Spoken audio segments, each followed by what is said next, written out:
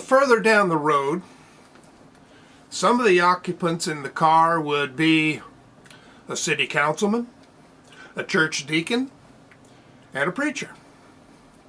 On that night, back in 1966, I believe, they were bored teenagers cruising around a small town because that's pretty much all there was to do if you weren't looking for trouble. And well, one of them was not beloved by the police, but none of them were looking for trouble. Now, Greg was 16. I was 8.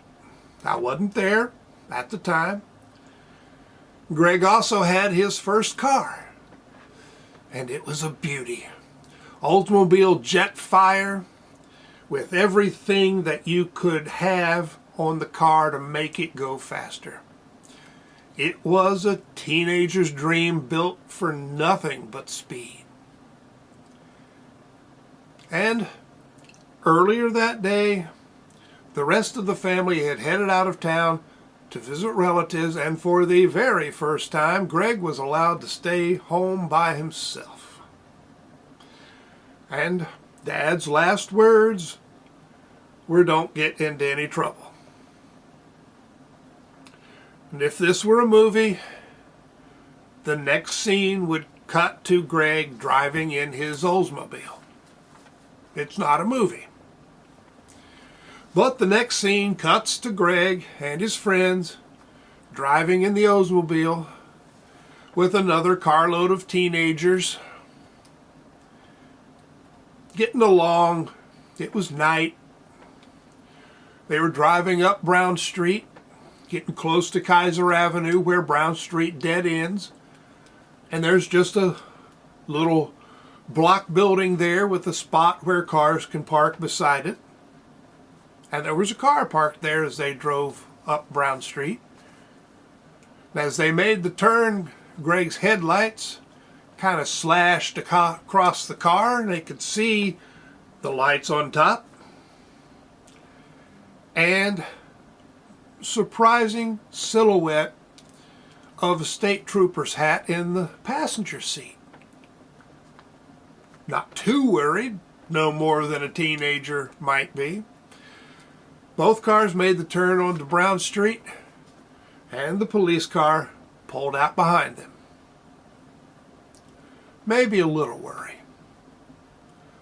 And, well, the lights on top started to flash. The other, driver hit his brakes, pulled over. Greg was smart. He was a good kid. He grew up to be the church deacon. And he hit the gas. Premonition or teenager's paranoia? I don't know. He hit the gas. And it wasn't long before they were on the main road out of town going past the bowling alley at 90 miles an hour. Followed by the police car, lights flashing. That's about the time that part of the exhaust dropped down and started dragging on the road, throwing sparks behind. Not as if the police car needed any extra help following them, but they sailed on out of town. By the time they got to the lake, the speedometer was pegged at 120. And they hit a fog bank. Greg let up on the gas, and he looked down, and the speedometer was still at 120, and it stayed there for several seconds. How fast they were going before? 120 was all we know.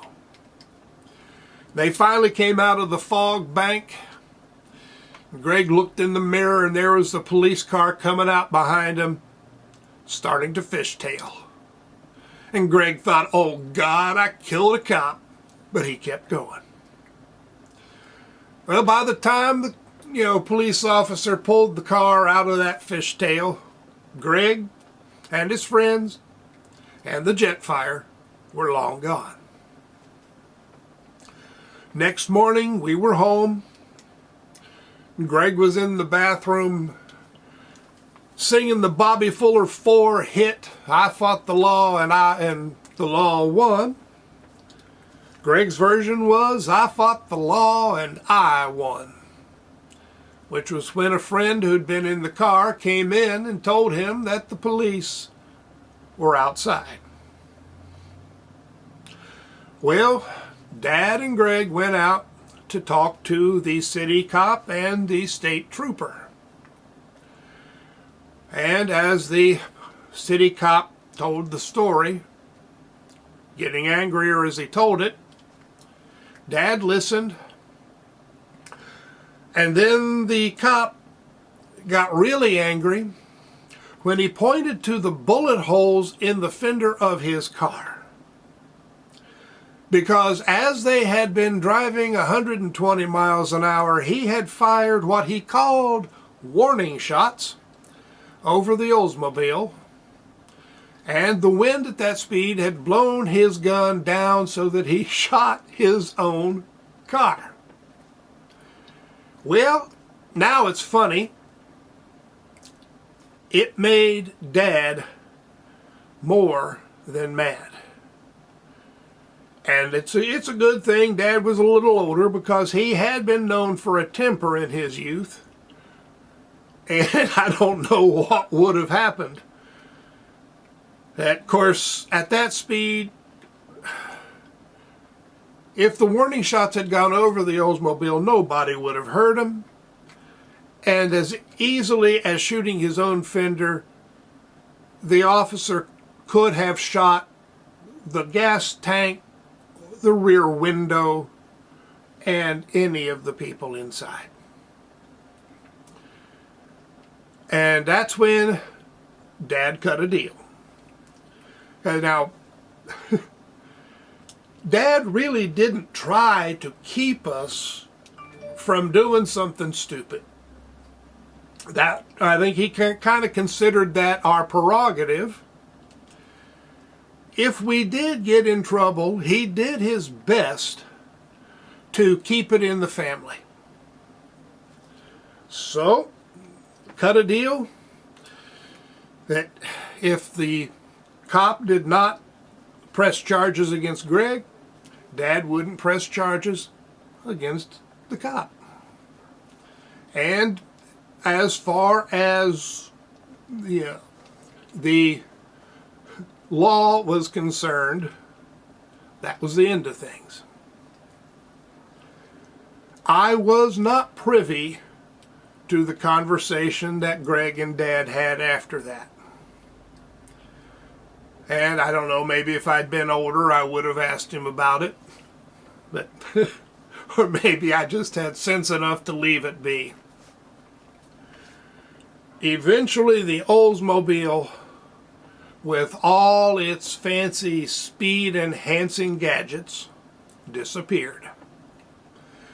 Greg's second car was white, just like the Oldsmobile, but it was a 6-cylinder Dodge, built for going to and from work. And the Oldsmobile faded into legend. And I do have a feeling that the song Greg should have been singing was I Fought the Law and Dad Won. He usually did. Well, hope you enjoyed the story. Please click the thumbs up button if you did. Click to subscribe, make comments, tell your friends, click the share button. And there will be more stories in the future and assorted other videos. Some fun, some maybe not so much. I do get serious at times. Thanks for dropping in, and hope to see you later. So long.